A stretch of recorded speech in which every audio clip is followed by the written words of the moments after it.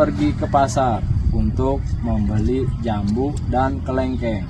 Dibawakan uang sama ibunya 55.000.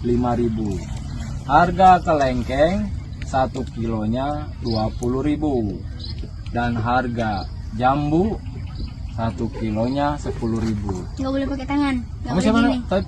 Pia, kamu disuruh beli sama mamamu setengah kilo jambu dan setengah kilo apa tadi itu? Kelengkeng. Berapa yang harus kamu bayar? Berapa? Per kilonya? Berapa nih? Tadi per kilonya jambunya beli berapa? setengah kilo. Setengah kilo berapa?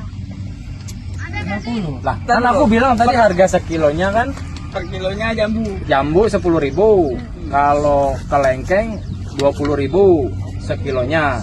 Kamu disuruh beli sama ibumu setengah kilo jambu, setengah kilo kelengkeng.